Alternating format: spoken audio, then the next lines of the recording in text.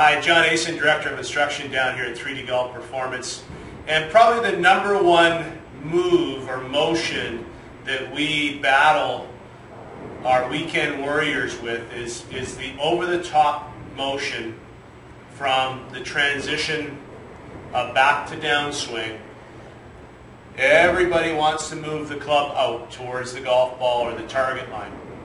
This is a motion that creates all kinds of problems that impact, and obviously one of the key things that we're trying to eliminate in your game and prevent from ever happening is the slice.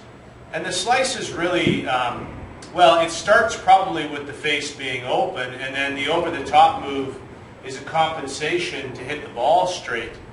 And of course it just leads to numerous other issues that impact. What I'd like you to try is something a little bit different from our normal ideas and concepts, and that is taking the golf club itself and making the face turn in somewhere between 25 to 45 degrees closed. Normally if you have a center point, you're going to now put your thumb well to the right of the center point. In this case, Golf Pride is my neutral position. I'm going to put it well to the right of that position on the handle like that. So I'm going to close the club face somewhere between 25 and 45 degrees of an angle. 45 wouldn't be too much if you did it there. You can always take some away. I place my right hand on, and now the idea is that you're going to try and focus on making sure the club face is actually neutral or square when you hit the ball, or maybe even open. And to do that, watch what I have to do to my body. Okay, now that's an open position, but look at the body position that I had to get into. My weight has got to go left, my hands have got to be ahead of the ball, the shaft has to have forward lean to it. So all good imperatives that we're looking for as you strike through the golf ball. With those angles in place, I most definitely would have to come from the inside out, and we would eliminate this motion of coming over the top. The great thing, of course, when you're practicing in our sim bays here is you're going to get this immediate feedback as to where the club face is, and of course the club path. So I'm going to try it here and demonstrate what it should look like. So I got my club face 45 degrees closed, and I'm going to try to make it square when I hit the ball. Okay, big old curve, didn't hit it real well.